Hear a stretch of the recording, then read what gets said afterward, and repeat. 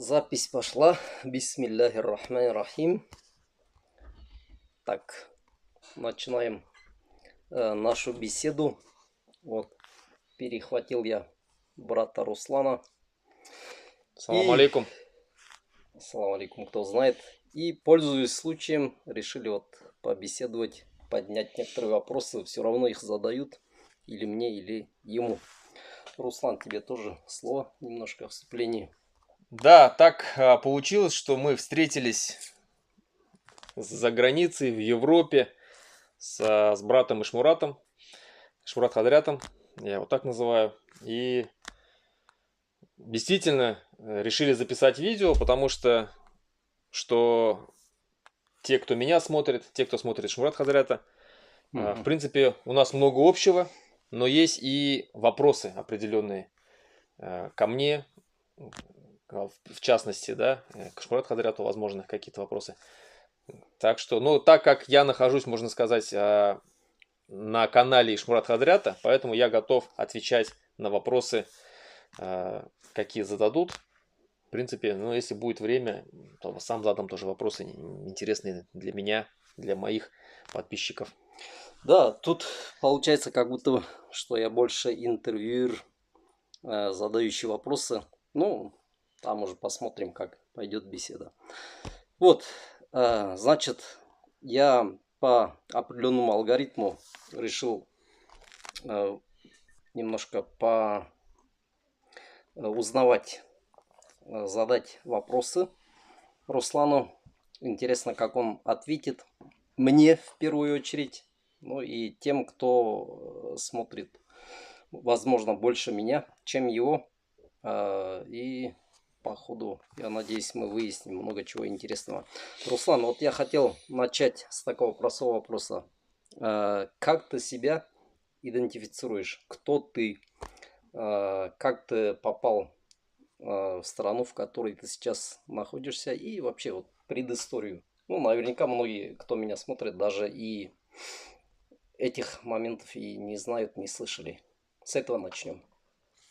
Ну, в первую очередь я башкорт, башкирский националист, мусульманин, хотя у некоторых немножко по-другому выстраивается это. Некоторые говорят сперва я мусульманин, потом уже только башкорт. У меня наоборот, то есть я так как башкирский националист, я сперва башкорт, а потом я мусульманин.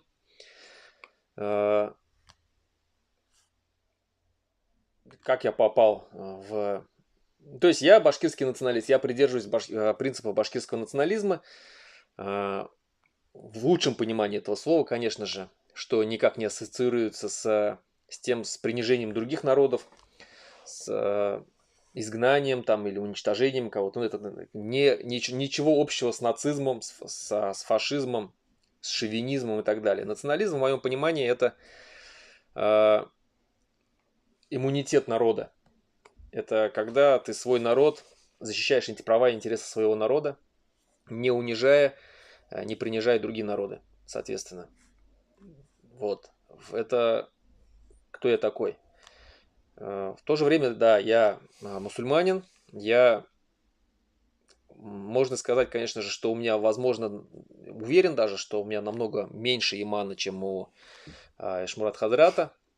Но я соблюдаю намаз, держу уразу, не пью алкоголь, не ем свинину, стараюсь как бы соблюдать основные основы, да, вот постулаты ислама, столпы ислама, как их говорят. Но я не погружен полностью в исламскую вот прям среду, жизнь и так далее. Это вот по поводу того, как я оказался в Литве, я проживаю в Литве со своей семьей, я там политический беженец. Я получил там политическое убежище из-за преследований со стороны спецслужб России, спецслужб Республики Башкортостан. Ну, в принципе, это одно и то же. И многие знают мой кейс, как я оказался, почему я оказался. Потому что я раньше был один из членов организации Башкорт, которую признали экстремистской, после которой начались репрессии. Но репрессии были и до преследования организации Башкорт мы все помним дело Айрата Дильмухаметова, дело Рамили Саитовой. То есть наиболее активных башкирских национальных деятелей, которые открыто поднимали права, вопросы, проблем башкирского народа. Их всех преследовали. И это рано или поздно коснулось бы меня, потому что последнего, наверное, такого яркого лидера, яркого национального деятеля закрыли буквально несколько месяцев назад. Это Фаиль Алсынов, мы все прекрасно это помним, это видели. Так что поэтому я уехал. Раньше некоторые говорят, что я уехал якобы боясь войны. На самом деле нет, я уехал за несколько месяцев до войны. Я даже не знал, что война будет, что она начнется. Я уехал в ноябре месяце 2021 года, а в 2022 уже началась война. Поэтому я уехал именно из-за преследований. Ну, я надеюсь, что как бы вот коротко ответил. Я тут немножко прокомментировать хотел. Ну, Руслан больше знает именно среду башкирского национального движения. Я знаю больше среду мусульманскую, исламскую, ну, башкортостанскую, наверное, в первую очередь, и вообще такую мусульманскую среду, российскую. И зная уже, какие могут быть вопросы по уже сказанному, да, уже прогнозируя, я вот хотел прокомментировать. Многие люди, когда услышат, что я в первую очередь там башкорт, потом мусульманин, они сразу начнут подправлять. То есть перед Всевышним не важно, кто ты по национальности, перед Всевышним важно, чтобы ты мусульманином был и так далее. Вот я просто знаю, что такой вопрос будет, и комментарий, вернее, да. Я хотел сказать, когда человек говорит, именно мы же контекст смотрим, я Руслана лично знаю, как человека, как брата мусульманина, и поэтому я знаю, вот какие он слова вкладывает. Говоря, я в первую очередь башкурт, он имеет в виду именно свою деятельность. Деятельность. Понятно, перед Всевышним в могиле вопросы будут задавать именно про религию. Он имеет в виду деятельность, во что он погружен, в чем он опытен. Да? Вот это, то есть контекст я правильно же понимаю? Да, все правильно. То есть духовность, духовный мир человека, кто-то перед Аллахом, это все прекрасно понимают. Перед Аллахом Аллах смотрит на сердце, душу, а национальность. Руслан имеет в виду именно свою деятельность. Но, чем я живу? Да, чем он живет, в чем опытен. Он иногда такие, кстати, вещи рассказывает. Я это на канале у себя тоже писал. Я прочитал его книгу «Записки башкирского националиста», да, и мне было интересно, оказывается, эти события происходили в одном и том же городе, в одно и то же время, но как будто мы жили вот на разных этажах одного здания. Да. Там жизнь, например, бурлила на нашем этаже, там какие-то передряги были, и в то же самое время другая жизнь бурлила рядом. То есть вот так.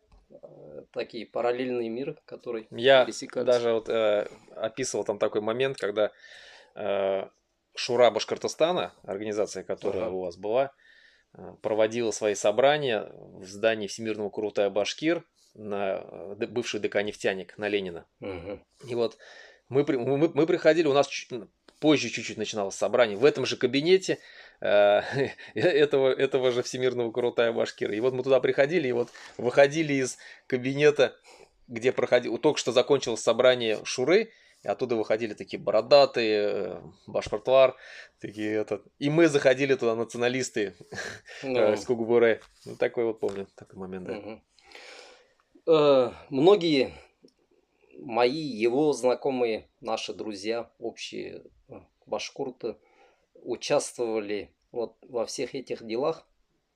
Они были мусульманами, да, перед Всевышним делали благие дела, но в то же самое время они беспокоились за свой народ, за те процессы политического, общественного характера, в которые они тоже были вовлечены. Я думаю, про это мы еще сейчас немножко поговорим, да, про общих знакомых и так далее. Вот, я думаю, уже завершая вот этот абзац, ислам, башкиры, мусульмане, башкирское национальное движение, рядом живущие с мусульманским движением, я хотел тоже задать такой вопрос, может быть, он Руслану немножко неприятным покажется. Вот часто бывает на тебя нападки, да? Наезды. Ну, он уже... Каждый день. Да, но один из видов наезда, может быть, он уже догадывается. Вот каждый раз я наблюдаю раз в месяц, Руслан, который продавал, помните, свинину, там, еще некоторые вещи там тоже упоминают и выкладывают фото. Ну, где-то на рынке, да, там куски мяса. Куски мяса. Я, например, лично там не знаю, что это за куски мяса. Мясо лежит просто там. Нет, там четко видно, что это свинина. Свинина, да, видно, да? Да. Не увидел. Я так понимаю, это же было в какой-то период твоей жизни, когда ты еще, может быть, только вовлекался в ислам, да? Правильно? Я отвечу на этот вопрос, потому что как бы не вижу в этом ничего такого секретного. Я пришел в ислам не сразу. То есть я, как и многие практически те, кто смотрит сегодня нас, и вообще окружающие нас, сегодняшние мусульмане, сегодня кто себя считает мусульманом, они все пришли не сразу. Мало кто родился в вот такой вот мусульманской семье, где его с рождения воспитывали по всем канонам ислама. Тем более у нас. Тем более у нас в Республике Башкортостан. Я вообще вырос, можно сказать, в атеистической семье. У нас... У меня, да, когда я был маленький, у меня прабабушка, которая с нами жила в городе Ишимбай, она делала намаз, она меня там научила пару таким молитвам. Она читала, писала на арабском языке, достаточно грамотная была. Но ее влияние на меня закончилось быстро. В течение там, потому что она с нами пожила где-то всего года 2, а мне тогда было лет, наверное, 7-8, где-то так. И она умерла. И после этого мы потом переехали в русское село Петровск Ишимбайского района, где вокруг русская среда. Там мало того, что я еще раз говорю, у меня атеистическая семья, можно сказать, да, ну как атеистическая, они как бы тоже вот советские мусульмане, как их можно назвать, да? Петровск Ишимбайского района. Да, Ишимбайского района. То есть это, они как бы, может быть, и себя считали мусульманами, но еще раз говорю, советские мусульмане это кто такие? Это которые вот умирают когда кто-то, они позовут муллу. И все на этом. Это вот вся их деятельность мусульманская в этом заканчивается, исламская деятельность, жизнь. В остальном они как бы там все соблюдают все светские как бы там традиции, какие есть. Вот я вырос в такой семье. Тем более у меня мама сирота, она дедомовская. Вот. И рос среди русских, в русской школе. Тогда башкирского языка не было, башкирской культуры не было. И вообще удивительно, как я из такой среды стал башкирским националистом. В башкирское национальное движение я пришел через историю, потому что всегда любил историю. Но постепенно, как бы уже более сознательной своей жизни, я постепенно начал приходить к исламу, начал читать, прочитал Коран, прочитал Аль-Бухари, хадисы, да, все его, почитал о религии, пришел к тому, что да, то есть произнес шахаду и стал мусульманом для себя, то есть, но иман все равно еще был слабый для меня, наверное, так, я так скажу, что осознанный, да, иман был слабый, и я еще продолжал, скажем так, по инерции, возможно, что ли, как-то вот совершать какие-то определенные вещи, которые сейчас для меня кажутся странными, да, и запретными. Но я уже тогда не ел свинину, я не пил алкоголь, все, когда уже пришел. Но я почему-то тогда как бы не считал ничем таким слишком уж страшным для того, чтобы торговать. Мне предложили как бы, да, заниматься мясом. Я поставлял на рынке Уфы мясо, и в том числе свинину тоже. И нет-нет, меня приглашали на ярмарки, уфимские ярмарки, где я это мясо, скажем так, показывал, торговал. Вот. И это там в числе там и была свинина. Вот это фото сделал Фаиль Алсынов. Он пришел ко мне на ярмарку, сфоткал вот такую. Ну, это была шутка, я вообще как бы не воспринимал ее как-то чем-то таким. Он ее выложил в общий чат наш, организации Башкорт, мы там посмеялись, так поугарали, а потом ее просто слили оттуда. Слил там один такой человек, который покинул нашу организацию и в отместку как бы мне и организации начал потом вот это распространять. Вот. Русские говорят, свинью подложил. Свинью точно, вот здесь вообще как бы все это четко сказано. Вот, я как бы очень быстро завязал с этим делом. Где-то, ну, максимум я там занимался это год, после этого я перестал. Но до сих пор как бы мне вот это вот потыкает этим, что я там раньше когда-то торговал свининой. Я что хочу на это ответить всем тем злопыхателям или тем, кто немножко недопонимает, да, вот вообще вот всей этой ситуации. Что те люди, которые говорят мне, что вот ты там торговал свининой, что ты вот мусульманин, ты как ты можешь себя называть свининой. Когда вы приходили в ислам, до прихода в ислам, пили ли вы алкоголь? Спали ли вы с девушками? Без никаха? Занимались ли вы чем-то подобным? Уверен, что большинство из вас, те, которые не родились в семье, мусульманской семье, и с рождения которым не были привиты исламские ценности, это делали. И алкоголь пили, и что, в принципе, запрещено в исламе. Поэтому, когда, как говорится, есть такая знаменитая, да, поговорка, да, прежде чем бросить камень в кого-то, да, ну, посмотри на себя. Ну, примерно так. Да, это... Надеюсь, что доступно ответил. Да. Человек мог бы говорить там, а вы докажите, это же просто может быть фотоколлаж, например, да? Но человек полностью разъяснил, как была ситуация со всей предысторией. Я думаю, ну, вообще, честно говоря, вот насколько я понимаю, да, вот в среде практикующих мусульман вопросов таких не возникает, потому что практикующие мусульмане, они обладают знаниями, они знают, что такое покаяние, они знают, что такое приходить в ислам постепенно. А такими вещами занимаются именно те люди, которые вот про ислам ничего не знают. Для них кажется, что вот они перед Всевышним даже чище, потому что они же себя не заявляют мусульманами, не декларируют. Типа, если мы грешим, открыто грешим, значит мы перед Всевышним там чище. Но я там знаю. Нет.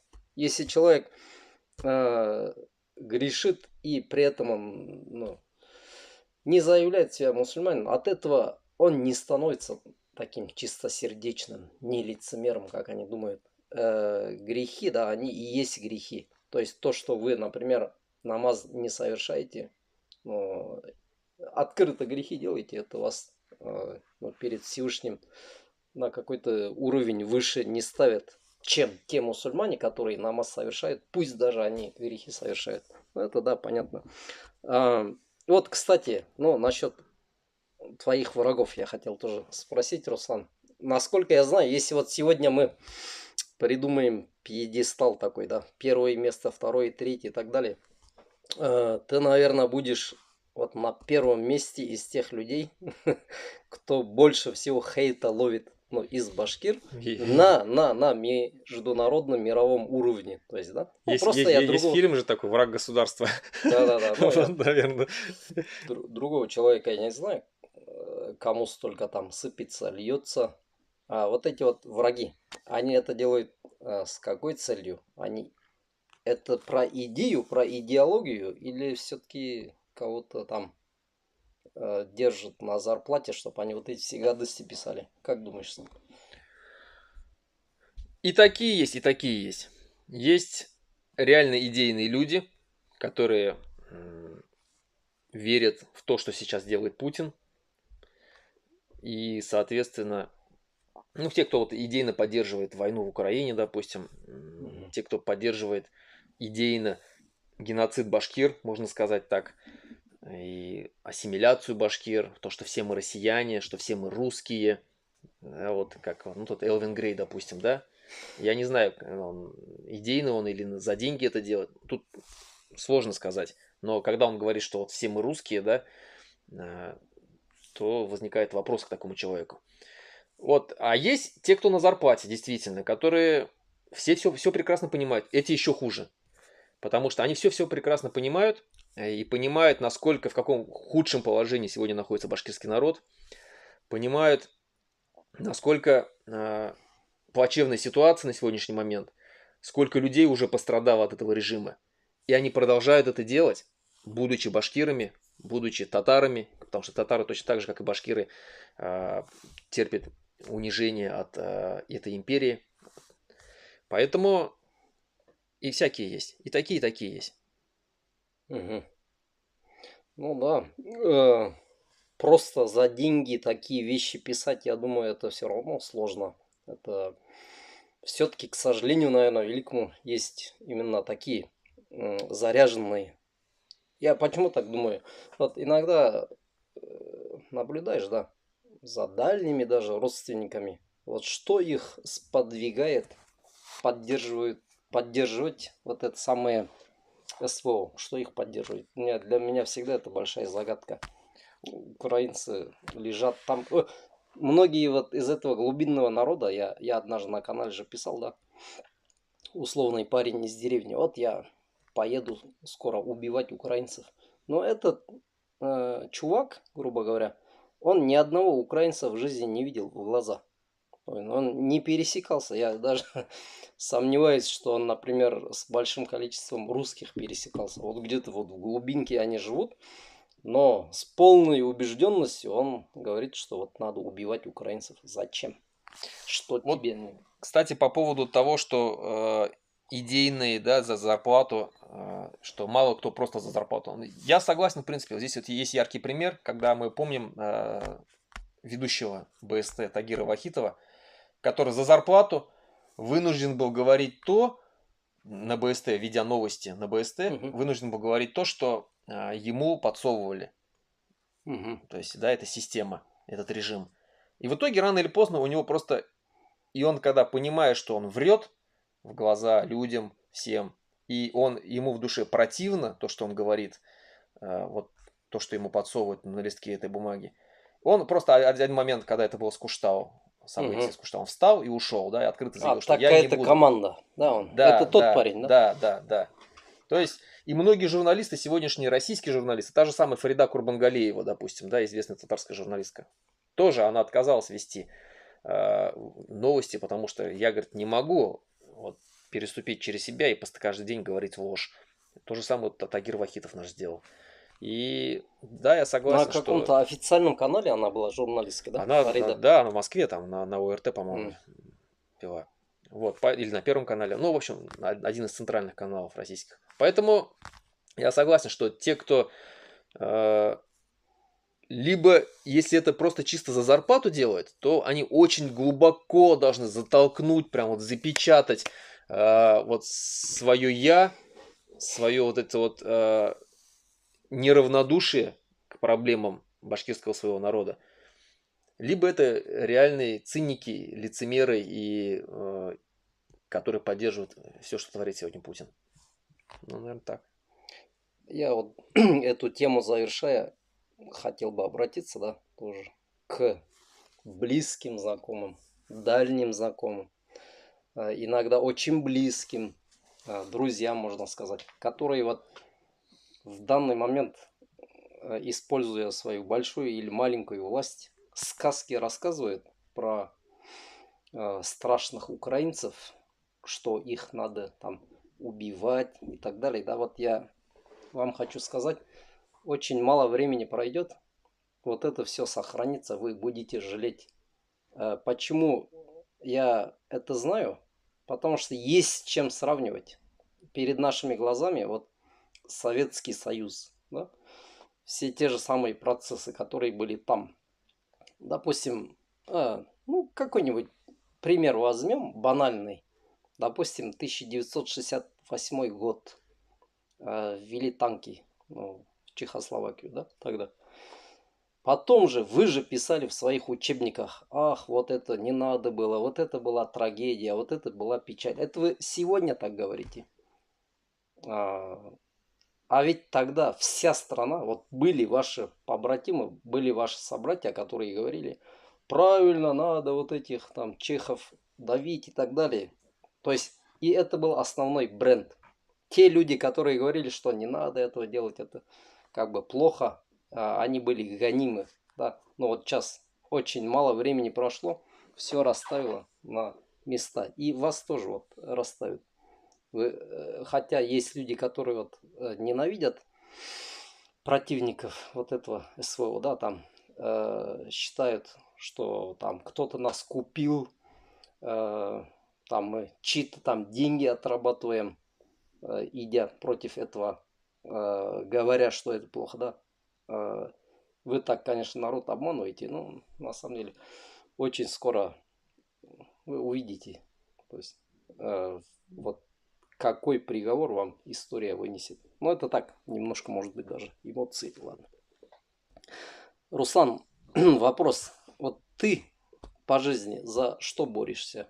То есть ты уже сказал, конечно, в начале, там башкирский национализм, национальные движения. Кстати говоря, мы с Русланом иногда так спорили, то есть, в общем, про термин национализм, да, я часто у себя в постах так его, ну, в каком-то негативном ключе, ну, использовал термин национализм, да. Руслан меня поправлял, что надо понимать правильно это слово. Вот как раз, может быть, пользуясь случаем, раскрыть и этот термин, и то, чем ты занимаешься, за что ты борешься.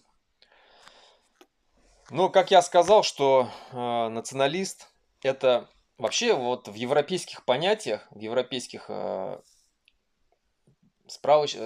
словарях, допустим, да, в том же самом английском словаре, слово националист это патриот по-другому. Они тождественны друг другу, эти слова.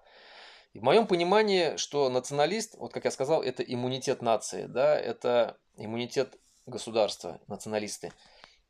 Это те люди, которые сохраняют свой язык, свою культуру, любят их традиции, свою историю, свою настоящую историю.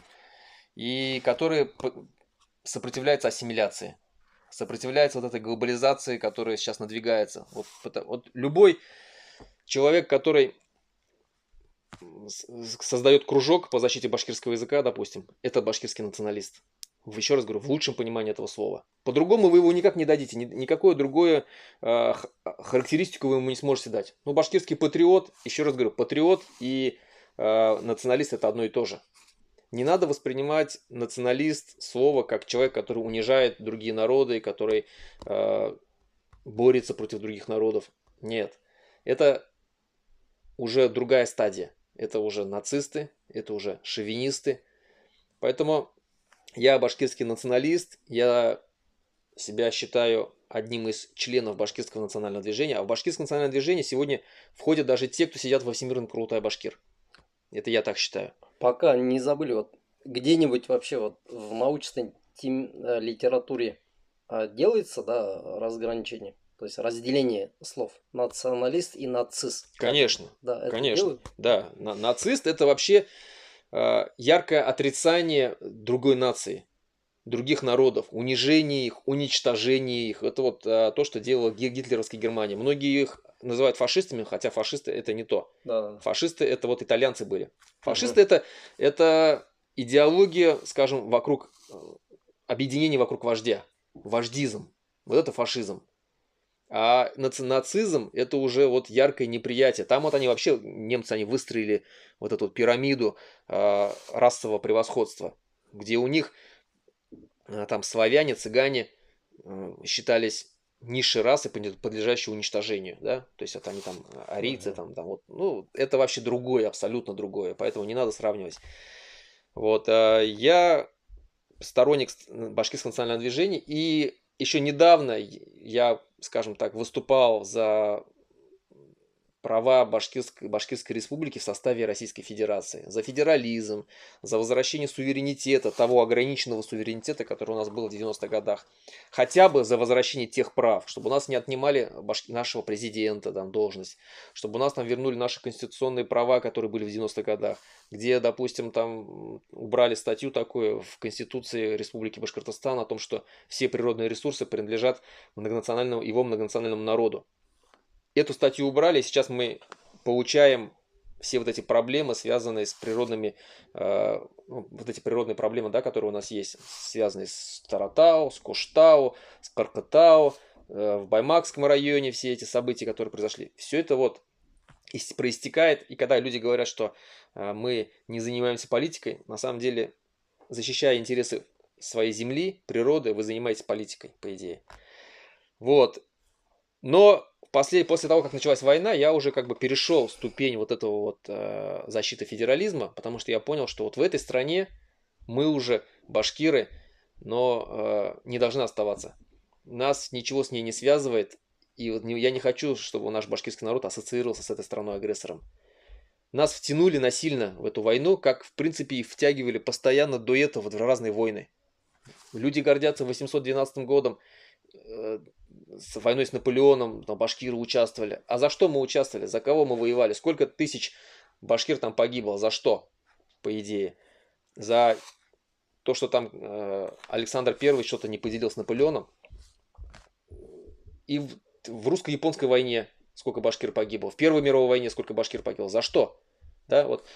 Поэтому, если бы мы были бы независимое государство, то вполне возможно, мы бы сейчас уже 1000 башкир наших бы не умерло. Мы бы никак не принимали бы участие в этой войне с Украиной. И старались бы ради себя жить и развиваться. Поэтому я хочу сказать, что вот я на сегодняшний момент яркий сторонник независимого Башкортостана. К тому, чтобы вот Башкортостан стал независимым государством, раз и навсегда порвал с этой Россией. И у нас сейчас как раз для этого появилась такая уникальная возможность. Вот этим я занимаюсь на данный момент. Есть сторонники. Как-то так вот, если я надеюсь, что ответил. Если не глубоко не ушел. А не утопия ли это? Кто-то вот так спросит. Это идея независимости таких республик. Ну, на сегодняшний день республики, да, как Башкортостан, Татарстан и так далее. То есть про независимость в последние годы много начали говорить. Но кто-то скажет, а не утопия ли это? Я считаю, что нет, потому что если бы это была бы утопией, то мы бы сегодня не видели бы такие независимые государства, как Молдова, Грузия, Армения. И даже есть народы, которые раньше никогда не имели своих независимых государств.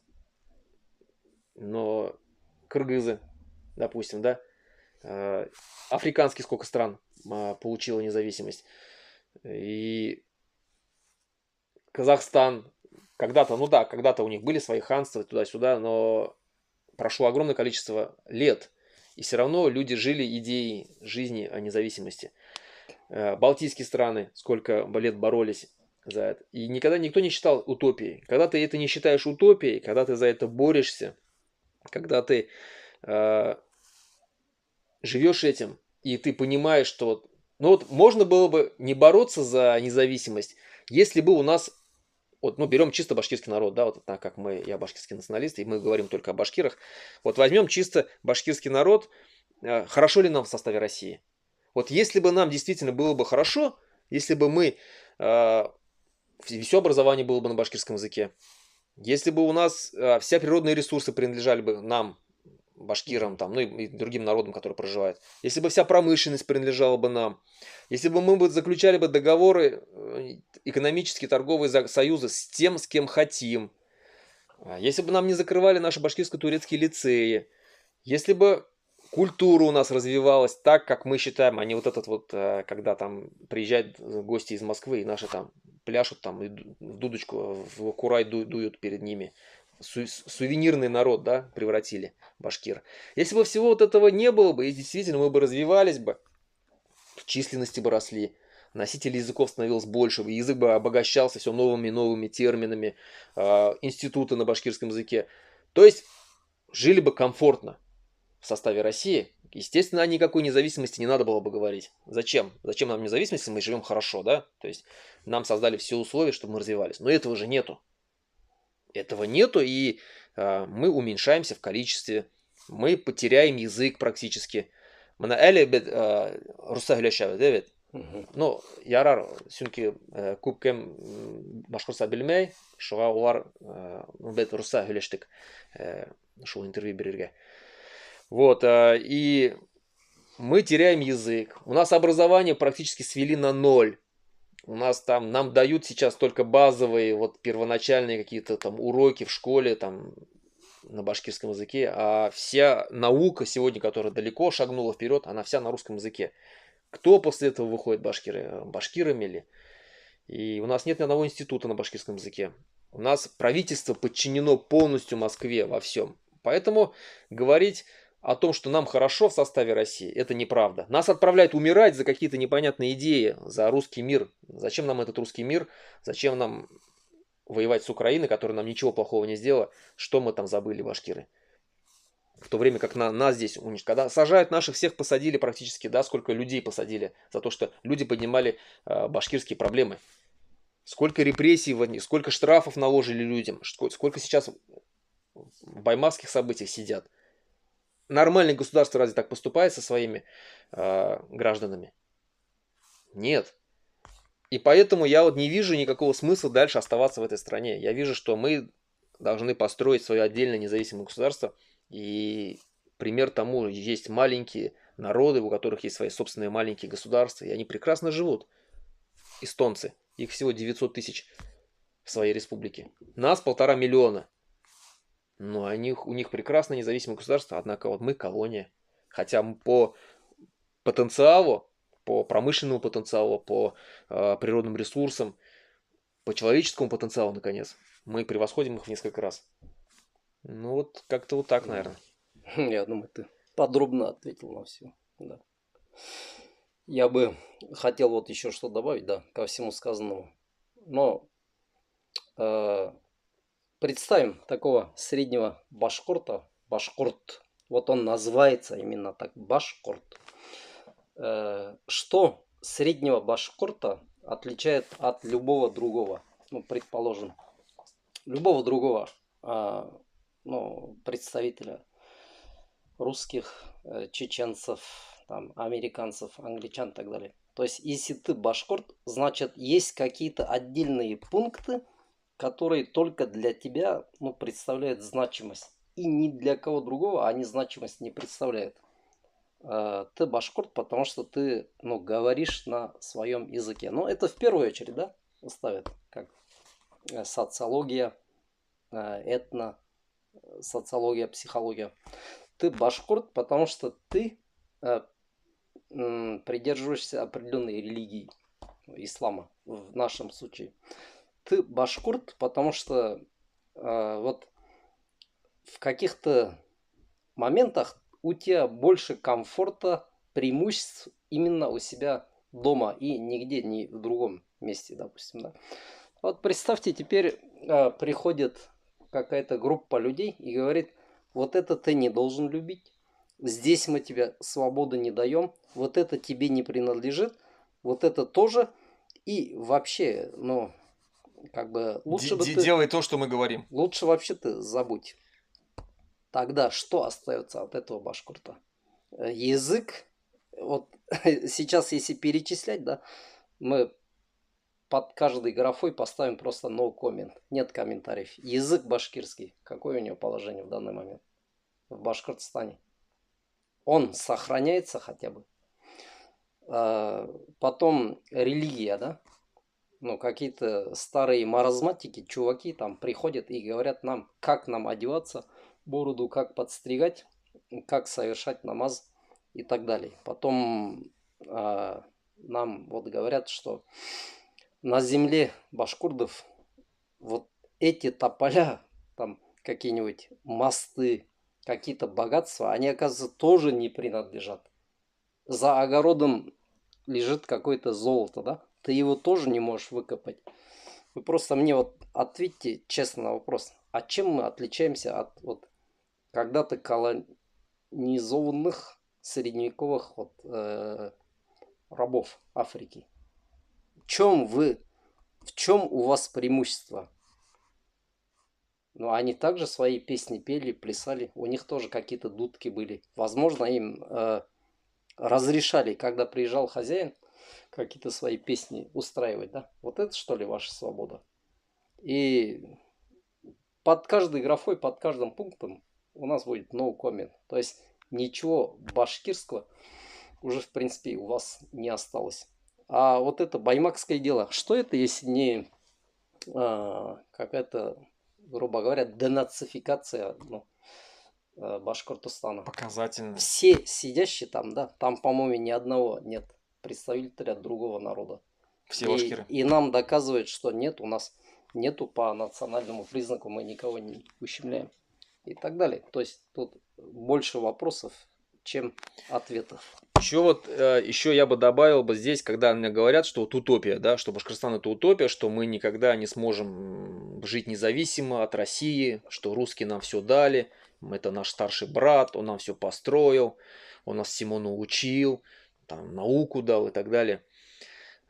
Такие люди для меня вот ничем не отличаются от в 1861 году отменили крепостное право. И многие вот эти бывшие холопы, которые сегодня стали людьми, свободными людьми, которые могут идти куда угодно, делать что угодно, то есть, да, вот они все свободны. Они начали прибегать к своему помещику и просить его вернуться. Хозяин, барин, забери нас обратно, мы не знаем, что делать. Имеешь в виду отмена крепостного? Да, отмена крепостного права, когда в 1861 году. И они прибегали к нему, там на колени падали перед ним, забери нас обратно, мы не знаем, чем нам заниматься, что нам делать, мы пропадем без тебя. Вот эти люди, которые сегодня говорят, что башкиры не смогут создать свое собственное независимое государство, они мне напоминают вот таких людей, которые не боятся сделать шаг. Вот вы сидите в клетке, в тюремной камере, перед вами открыли дверь и сказали, выходи, ты свободен. И человек боится, потому что он не знает, как он будет себе пищу добывать, во что он будет одеваться, чем он будет заниматься, как он будет оберегать себя от врагов. А в уютной тюремной камере ему комфортно и хорошо. Его кормят 3 раза в день, ему баланду приносят. Ему дают одежду, робу арестантскую. Его раз в неделю водят мыться. Чем вы отличаетесь тогда от этого тюремного человека? Кто-то посмотрит это видео, сейчас набегут вот эти. А вы на каком разговариваете там? Кто вам язык дал, да? И вот поэтому на башкирском скажу несколько слов. Я же не говорю. Айда. Әкият сөйлейік дейбіт. Башқұртстан айырым буha онда. НАТО килә бөтәһендә үтерәсәк, бөтәһендә ҡарасаҡ дип әйтмәне. Шул әкиәттәргә ышанып ултырабыҙ бит. Мына шул Американан килгән кешеләр һеҙҙе аслыҡтан ҡасандыр ҡотҡарған бит әле. Шуны иҫләйһегеҙме? Шул НАТОны ҡорған кешеләрҙең аталары килеп һеҙҙе аслыҡтан ҡотҡарғандар. Шуны онотманығыҙмы? Оноттоғоҙмо? Мына шулай. Шуға ниндәйҙер теге әкиәттәргә ышаныр алдынан исмаһам берәй 50, 60, 100 йыл артҡа ҡарағыҙ, үҙегеҙ һығымталар яһағыҙ. Шулай. Мына зураслыҡ ул кем эшләгән?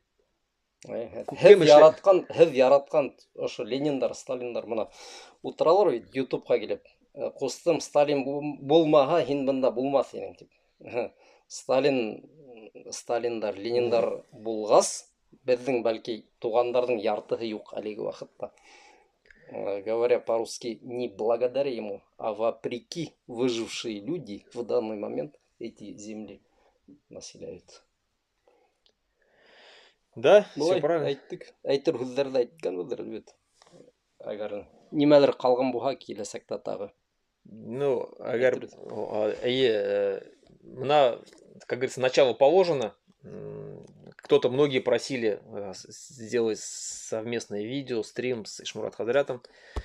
Вот, начало, как говорится, положено. И в дальнейшем, иншаллах, или Аллах бирге, как по-разному все говорят, можно будет продолжать такие наши, потому что вопросов, если честно, которые нужно обсудить, которые можно обсуждать и разъяснять нашу позицию по этим вопросам, огромное количество.